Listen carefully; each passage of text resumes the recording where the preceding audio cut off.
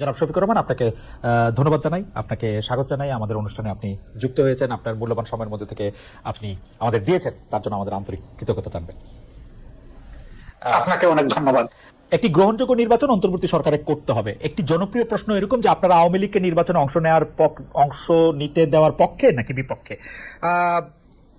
আওয়ামী লীগ আপনাদের কোনো রাজনৈতিক স্পেস না নিলেও আপনি আওয়ামী লীগের নাম উল্লেখ না করে কোনো ধরনের জুলুম না করার কথা ঘোষণা দিয়েছেন। অনেকে বলেছেন যে এই ঘোষণা না দেওয়ার কে আপনি, এই প্রসঙ্গে যদি একটু আপনি বলেন। না, এই ঘোষণা দেওয়ার কে প্রশ্ন করেছে? জি, আসলে আমি আওয়ামী লীগের নাম নেই নাই, আর আওয়ামী লীগকেও আমি ইন্ডিকেট করি। শুধু আওয়ামী লীগ আমাদের উপরে জুলুম করে নাই, আরো অনেক পক্ষ আমাদের উপরে জুলুম করেছে। দল হিসেবে আমাদের উপরে যে জুলুমটা করা হয়েছে, যেমন ধরেন আমাদের নিবন্ধন কেড়ে নেওয়া হয়েছে, আমাদের প্রতীক কেড়ে নেওয়া হয়েছে, আমাদের অফিসগুলা সিলগালা করা হয়েছে, আমাদের শেষ পর্যন্ত তারা দিশাহারা হয়ে আমাদেরকে নিষিদ্ধ ঘোষণা করেছে। এই যে কাজগুলা দলের উপরে যে জুলুম করেছে, আমরা বলছি যে এটা প্রতিশোধ আমরা নেব। কারণ প্রতিশোধ প্রতিহিংসার জন্ম নেই, আর প্রতিশোধ যখনই নিতে যাব তখন আইন হাতে তুলে নেওয়া হয়। আমরা আইন হাতে তোলার নেওয়ার ব্যাপারে আমরা বিশ্বাসী না। কিন্তু সাথে সাথে এই কথাটা আমরা বলেছি যে ভিকটিম এবং ভিকটিম ফ্যামিলি যদি আইনের আশ্রয় নেয়, এটা তাদের রাইট, ন্যায় বিচার পাওয়া, তাহলে আমরা তাদেরকে সর্বাত্মক সহযোগিতা করবো। আমরা স্ট্যান্ড থেকে সরি না, আমাদের স্ট্যান্ড আছে। এখানে আওয়ামী লীগের নামও নেওয়া হয়নি, আওয়ামী লীগকে ইন্ডিকেটও করা হয়নি। এটা ছিল একটা সামগ্রিক বক্তব্য। আমার এই বক্তব্যটাকে টুইস্ট করা হয়েছে যে জামাতের আমির আওয়ামী লীগকে ক্ষমা করে দিয়েছেন এবং সাধারণ ক্ষমা ঘোষণা করেছেন। প্রথমটা তো নাই, দ্বিতীয়টা করার আমি কে?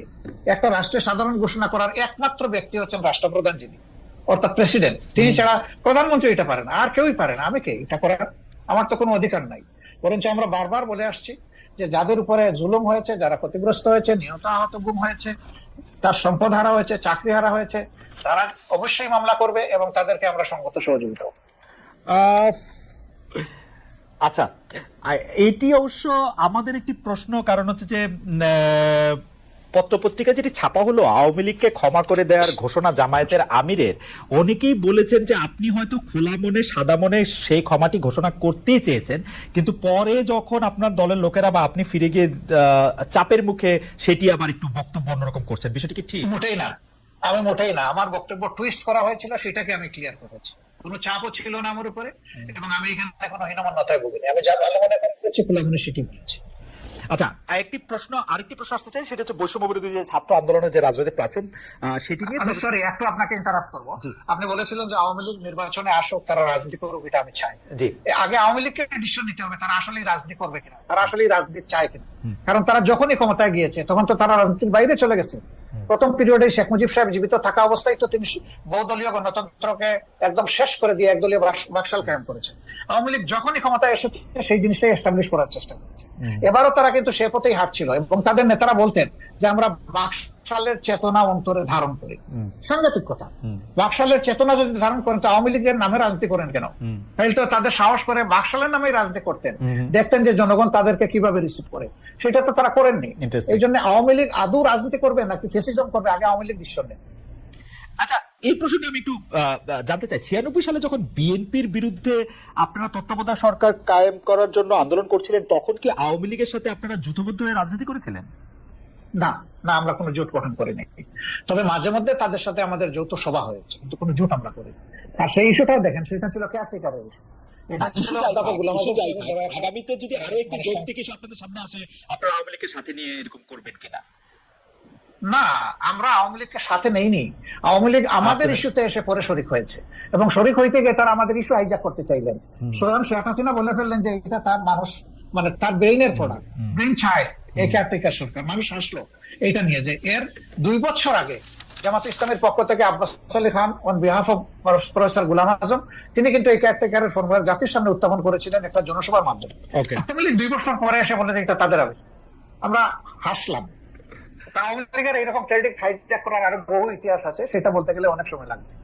আমরা দর্শকদের যে প্রশ্ন করেছিলাম সেটি আসলে আপনি এখন মিস ইন্টারপ্রিটেশন বলছেন, সেই মিস ইন্টারপ্রিটেশন থেকে আমরা দর্শকদের কাছে প্রশ্ন করেছিলাম যে আওয়ামী লীগ সরকারের জুলুম সম্প্রতি দল হিসাবে ক্ষমা করার ঘোষণা দিয়েছে বাংলাদেশ জামাত ইসলামী, জামায়াতের অবস্থান সঠিক বলে মনে করেন কিনা? শতকরা 73% দর্শক মনে করছেন যে না, এটি সঠিক নয়। শতকরা 27% দর্শক মনে করছেন যে। কিন্তু আপনার প্রশ্ন, আমি যদি বলি বিনয়ের সাথে যে আপনার প্রশ্নটাই তো সঠিক হয় না। না, সেটি তো আমরা আপনার বক্তব্যে পরিষ্কার হলাম যে আমাদের প্রশ্ন সঠিক হয় নাই। তবু যেহেতু যে প্রশ্নটি করেছিলাম, আবার দেন একটু দেখি তারা কি বলে। হ্যাঁ, না ঠিক আছে, আমরা আবারও নিশ্চয়ই এটি আবার জানতে চাইবো যে আমরা আরেকটি এটি করবো যে এটি আসলে উনার বক্তব্য নয় বা উনার বক্তব্যকে একটু মোচড় দেওয়া হয়েছে, যেটি ডক্টর শফিকুর রহমান একটু না, ভালোই মোচড় দেওয়া হয়েছে। কিন্তু এটি সবাই দলবদ্ধভাবে এই মোচড়টি কেন দিল বা দিতে পারলো বলে আপনার মনে হয় ডক্টর শফিকুর রহমান? আমাদেরকে সবাই খুব ভালোবাসে, তো এই জন্য আমাদের নিয়ে কসলাইতেও ভালোবাসে। আপনাদের সবাইকে ভালোবাসে, কসলাইতেও ভালোবাসে। আমি একটু আপনার গঠনতন্ত্র থেকে, জামাত ইসলামের গঠনতন্ত্র থেকে একটু পড়ি। জামাত ইসলামের গঠনতন্ত্রের 6 বলছে যে কেবল আল্লাহ তাআলার বিধানকেই একমাত্র হিদায়াত হিসেবে মানিয়া লইবে এবং আল্লাহ তাআলার দেয়া শরীয়তের বিপরীত যাবতীয় নিয়ম নীতি এবং পন্থা পদ্ধতিকে প্রত্যাখ্যান করিবে, মানে জামাত ইসলামের একজন সদস্য। তো আমরা যদি ধরে নেই জামায়াত ইসলামী একটা ইসলামী শরীয়তের বিপরীত নয় এমন একটা শাসন ব্যবস্থা বা এমন একটা রাষ্ট্র ব্যবস্থা কামনা করে বা আশা করে, তাহলে সেটা আসলে কার মডেল বা কোন পৃথিবীর আর কোন দেশের আদলে? মানে এটা কি পাকিস্তানের আদলে, এটা কি সৌদি আরবের আদলে, এটা কি ইরানের আদলে, এটা কিসের আদলে আসলে? আসলে দেখেন, আল্লাহ তাআলার বিধান হলো আল্লাহর সৃষ্টির জন্য। আল্লাহ তাআলা মানুষকে শুধু সৃষ্টি করে নাই, তিনি সমস্ত সৃষ্টির স্রষ্টা। সেই স্রষ্টার পক্ষ থেকে যে বিধানটা আসে সেটা হলো ব্যালেন্সড এবং সবার জন্য উপকারী। আল্লাহ তাআলার কোরআনের অ্যাড্রেস হচ্ছে ইয়া আইয়ুহান নাস, হে মানব জাতি। এটা দিয়ে আল্লাহ তাআলা কোরআনে অ্যাড্রেস করেছেন এবং তার নবীকেও তিনি মানব জাতিরই শুধু নেতা রাখেন নাই, তিনি সমস্ত সৃষ্টির উপরে একটা রহমত স্বরূপ বলেছেন। তো আমরা সেই আদর্শকে অবশ্যই আমরা লালন করি, ধারণ করি এবং আমরা বিশ্বাস করি এর মাধ্যমে মানব জাতির কল্যাণ নিহিত এবং মানব জাতি কল্যাণ পাবে। যেমন ধরেন, একজন কমিউনিস্ট পার্টির সদস্য, তিনি বিশ্বাস করেন যে কমিউনিজম মানুষের মধ্যে, যারা সোশ্যালিস্ট তারা মনে করেন সোশ্যালিজম মানুষকে মুক্তি দিতে পারবে অর্থনীতি। তো এরকম এক একটা আদর্শ রয়েছে, সেই আদর্শের অনুসারীরা তার আদর্শকে আপহোল্ড করবেন, এটা খুবই সহজ। আমরাও সেই দিক থেকেই করি। এখন আপনার প্রশ্ন হলো যে এটা কি পাকিস্তান মডেল হবে নাকি অন্য কোনো দেশের মডেল হবে? না, এটা আল্লাহ তাআলা স্রষ্টা আর তার মেসেঞ্জার যারা ছিলেন, শুধু মুহাম্মদ সাল্লাল্লাহু আলাইহি ওয়াসাল্লাম না, এর আগেও যারা পয়গম্বর এসেছেন বা প্রফেট সাল্লাল্লাহু আলাইহি ওয়াসাল্লাম যারা এসেছেন, তারা তাদের যে মডেল, আমরা ওই মডেলটাকেই আমরা অনুসরণ করি। সবার মডেলটা দুনিয়ায় এখন বাস্তবে নেই, আছে মুহাম্মদ রাসূলুল্লাহ সাল্লাল্লাহু আলাইহি ওয়াসাল্লামের মডেলটাই বাস্তবে আছে। ডক্টর রহমান, সেটা হচ্ছে মদিনায়, জি ডক্টর রহমান, আমি একটু শেষ করি। মদিনা কেন্দ্রিক যে শাসন ব্যবস্থা ছিল, সেই শাসন ব্যবস্থায় সকল দল ধর্মের মানুষের নিরাপত্তা সকল দিক থেকে, তার জানের মালের ইজ্জতের নিরাপত্তা নিশ্চিত হয়েছিল। তা আমরা সেই মডেলটাকেই মনে করি উপকারী মডেল।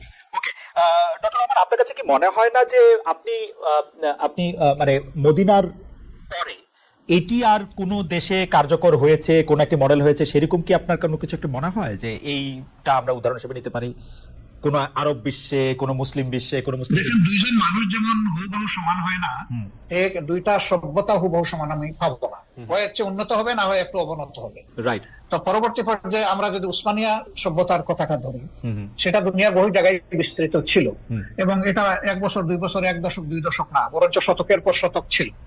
সেখানে মুসলমানরা সংখ্যালঘিষ্ঠ ছিল, বিভিন্ন দেশ যেগুলো শাসন করেছে, এখনো তার স্মৃতি পাথরগুলা রয়ে গেছে দুনিয়ার বিভিন্ন জায়গায়।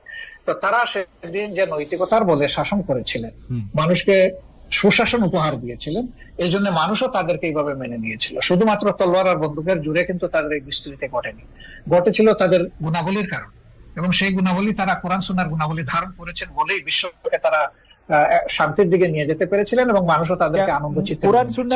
কিন্তু যুগের ব্যবধানে সেখানে যখন পরিবর্তন বা বিকৃতি আসলো, তখনই মানুষও ক্ষতিগ্রস্ত হলো, এই শাসন ব্যবস্থাও ক্ষতিগ্রস্ত। কোরআন সুন্নাহর গুণাবলীর কথা আপনি বলছিলেন, কিন্তু আমরা কিন্তু বাংলাদেশে দেখতে পাই আপনারাই একমাত্র ইসলামিক দল নন, আরো অনেক ইসলামিক আদর্শের প্রতিষ্ঠান রয়েছে, দল রয়েছে, মতবাদ রয়েছে, তাদের কেউ কেউ সাথে আপনাদের বিরোধ রয়েছে। আমরা কি করে বুঝবো যে জামাতে ইসলামী প্রকৃত কোরআন বা রসুলের দেওয়া শরীয়তের অনুসারী?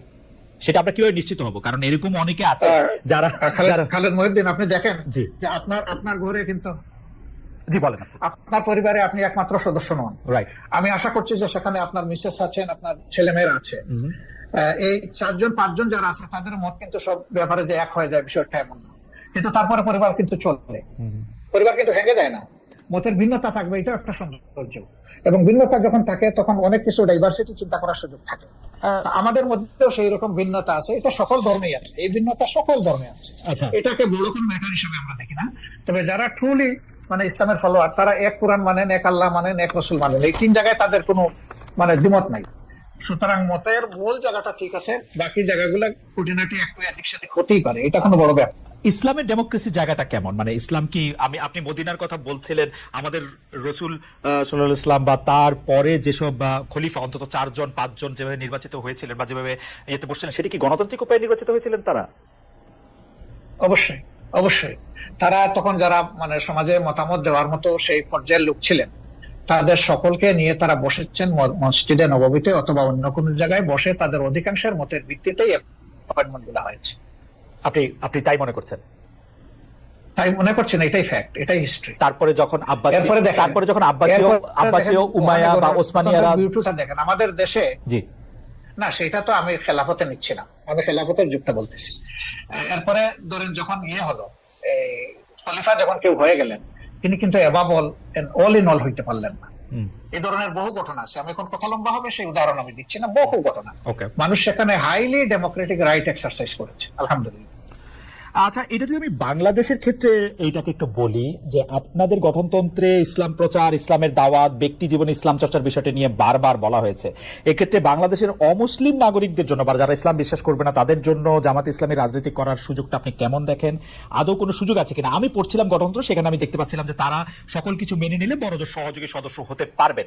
এটা বাংলাদেশের সংবিধানের সাথে সাংঘর্ষিক হবে না? বাংলাদেশের সংবিধান বলছে সবার জন্য অধিকার সমান হবে, কিন্তু আপনারা বলছেন যে মানে তারা আসলে একটা নির্দিষ্ট পর্যায় পর্যন্ত শুধু যেতে পারবে। এটা কি আপনি একটু সাংঘর্ষিক মনে করেন? এটা আপনার একটা ভাইটাল কোয়েশ্চেন, অবশ্যই গুরুত্বপূর্ণ প্রশ্ন। দেখেন, আমরা তো কাউকে ইম্পোজ করবো না, আমাদের আদর্শটা গ্রহণ করতে এবং দলে আসতে আমরা ইম্পোজ করবো না, কিন্তু দলের দরজা তাদের জন্য বন্ধ করা যাবে, আমরা দরজা খোলা রেখেছি। প্রয়োজনে গঠনতন্ত্র তো আল্লাহর কোরআন না, কোরআনের আলোকে রচিত। কোরআন পরিবর্তন করা যায় না, কিন্তু গঠনতন্ত্র পরিবর্তন করা যায়। আমাদের গঠনতন্ত্রের দেখেন যে 22-23তম সংস্করণ পর্যন্ত হয়তো আছে, আপনি পাবেন। রাইট। তার মানে কি? তার মানে হলো আগের যে জিনিসটা আমরা মনে করেছি পরিবর্তন করা দরকার, মূলনীতি ঠিক রেখে যুগের চাহিদাকে অ্যাড্রেস করা দরকার, সেটা আমরা করেছি। হবে, সবগুলোই হবে, অ্যাকোমোডেশন হবে, কোনো সমস্যা হবে না ইনশাআল্লাহ। এই প্রসঙ্গে প্রশ্নটা করে ফেলি যে আমরা আপনাদের গঠনতন্ত্রে যেরকম পড়তে পারছি যে 33 2020 সালের মধ্যে নারী সদস্য সম্পৃক্ত হওয়ার কথা, সেটা হয়েছে কিনা? নারী নেতৃত্বের দিক বিবেচনা করলে নারীরা জামায়াতের কোন পদ পর্যন্ত যেতে পারবেন, এটি 1 নম্বর প্রশ্ন। 2 নম্বর প্রশ্ন হচ্ছে, জামাতের গঠনতন্ত্রে একটা বড় পরিবর্তন এসেছিল, কিন্তু আসলে নির্বাচন কমিশনের নির্দেশে আপনারা তখন এটা খুব খুশি মনে পরিবর্তন করেছেন, সেটা না কিন্তু এটা করেছেন। এই প্রসঙ্গে আপনি একটু কি বলবেন? আসলে আমরা যেটাই করি আমরা ডেমোক্রেটিক ওয়েতে করি, আলাপ আলোচনা করেই করেছি, আমরা একমত হয়ে করেছি। 2 নম্বর হচ্ছে নারী মানে কোটার প্রপোর্শনের যে বিষয়টা বলেছেন, আমরা 33 না, আলহামদুলিল্লাহ এখন নারীদের প্রপোর্শন হচ্ছে 44% আমাদের সংগঠন, এবং তারা আমাদের কেন্দ্রীয় সুরায় আছেন, কর্ম পরিষদে আছেন, সব জায়গায় তারা আছে। বামধারা রাজনীতিবিদরা ইন্টারেস্টিং বা বুদ্ধিজীবীরা অনেক সময় ডক্টর ইউনূসকে এনজিও বিদেশি মডেলের বাংলাদেশে এটি করতে চাই, এটা অনেক সময় বলে থাকেন। আবার ধর্মভিত্তিক অনেক রাজনৈতিক দল ওয়াজের সময় ক্ষুদ্র ঋণ জড়িয়ে ডক্টর ইউনূসের সমালোচনা করে থাকেন। শেখ হাসিনার মতো এরকম প্রায়, আমি যেটাকে বলি যে প্রায় অভব্য অশ্লীল ভাষায় সুদখোর বা এরকম না বললেও ওয়াজের সময় এগুলি নিয়ে অনেক কথাবার্তা বলে থাকে। জামায়াতে ইসলামী আসলে ক্ষুদ্র ঋণ, তারপরে হচ্ছে যে এইরকম একটি ব্যাংক ব্যবস্থা বা এনজিওর কাজকর্মকে কিভাবে দেখে, কিরকম করে দেখে? আচ্ছা দেখেন, উনি কি শুধু সুদী ব্যবস্থা ব্যাংক পরিচালনা করেন? বাংলাদেশে আর কোনো ব্যাংক নাই এরকম।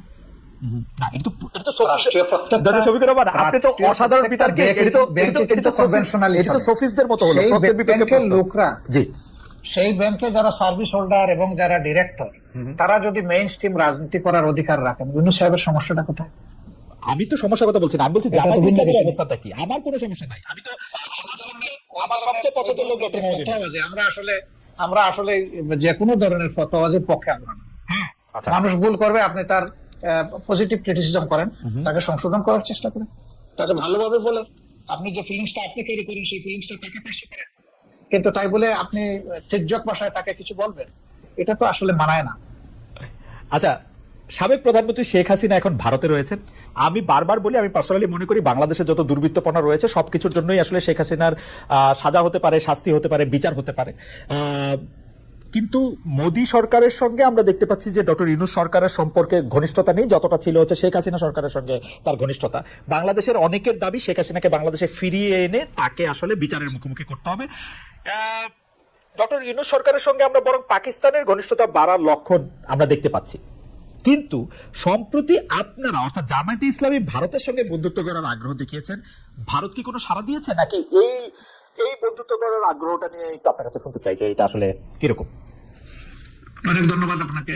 বাংলাদেশের সংবিধানে আপনি আইন নম্বরের একজন মানুষ ছিলেন এবং আপনার ভালো করে জানা আছে, আমাদের সংবিধানে পরিষ্কার লেখা আছে যে বিশ্বের সবগুলা শান্তিকামী গণতান্ত্রিক দেশের সাথে আমাদের বন্ধুত্বপূর্ণ সম্পর্ক থাকবে। এটা শুধু ভারতকে আলাদাভাবে বলা হয়নি, কিন্তু ভারত আমাদের নিকটতম প্রতিবেশী, বৃহৎ প্রতিবেশী। আমি তাদের সাইজ সংখ্যার দিক থেকে বলছি না, আমাদের সাথে তাদের বর্ডার সবচেয়ে বেশি। অল্প একটু আছে মায়ানমার, বাকিটা আমাদের ব্যবহার। তো এই জায়গায় আমার প্রতিবেশী তো আমি বদলাতে পারবো না, যে কথাটা আমি সবসময় বলবো। প্রতিবেশী তো আমার প্রতিবেশী থাকবে। প্রতিবেশী যদি শান্তিতে থাকে আমিও শান্তিতে থাকবো, আমি যদি অশান্তিতে পড়ে যাই আমার প্রতিবেশীও শান্তিতে থাকতে পারবে না। আমরা কেন অশান্তির দিকে যাব? উভয় প্রতিবেশী আমরা পরস্পর মিউচুয়াল রেসপেক্ট এবং ইকুয়ালিটির ভিত্তিতে যদি আমাদের কূটনীতিকে, পারস্পরিক সম্পর্ককে, দুই দেশের স্বার্থ সংশ্লিষ্ট বিষয়টাকে যদি আমরা সুবিবেচনায় নিই, এটা উভয়ের জন্য ভালো। সেই দৃষ্টিকোণ থেকে আমি আলাদা করে ভারতের কথা বলিনি, আমি সবার কথাই বলেছি। এবং যেহেতু তারা আমাদের নিকটতম প্রতিবেশী, সেই কারণে আমরা প্রতিবেশীর সাথে তাদের পক্ষ থেকে আমাদের পক্ষ থেকে দুই দিক থেকেই সুপ্রতিবেশী সুলভ আচরণটা আমরা পছন্দ করি, দেখতে চাই। আপনার কাছে কি সরকারকে একটু দুর্বল সরকার মনে হচ্ছে? মানে এই দাবি জানাতে হচ্ছে কেন? একটা মিসক্রিয়েন্ট ঘটবে, সরকার গ্রেফতার করবে বা করবে না, সেটা তো একটা স্বাভাবিক ঘটনা হচ্ছে। তাই সরকার কি একটু মানে আপনার কাছে কি মনে হয় যে আপনি একটা রাজনৈতিক নেতা হিসেবে এই সরকার কি একটু দুর্বলতা দেখাচ্ছে নাকি সরকার সময় নিচ্ছে? কি মনে হয় আপনার? আপনি যেটা বলেছেন যে দাবি কেন জানাতে হবে, সরকারের মেশিনারি তো অটোমেটিক্যালি এটা ফাংশন করবে, এটা হয়ে উচিত। কিন্তু দাবিকেই প্রথম আগে নির্বাচিত বা পলিটিক্যাল গভর্নমেন্ট যারা ছিলেন তাদের কাছে বিভিন্ন দাবি মানুষ উত্থাপন করে না এই সমস্ত বিষয়, তাহলে এটাকে আমি আলাদাভাবে দেখবো কেন? এটা দেখার কোনো কারণ নাই। কিন্তু সামগ্রিকভাবে যদি আপনি বলেন, যেহেতু তারা কোনো রাজনৈতিক দল দ্বারা গঠিত বা জোট দ্বারা গঠিত সরকার নয়, এবং যেহেতু 15.5 বছরের অনেক জঞ্জাল জমা হয়েছে, তাদেরকে সেই জঞ্জাল সরাতে গিয়ে তো অবশ্যই তাদেরকে এক্সট্রা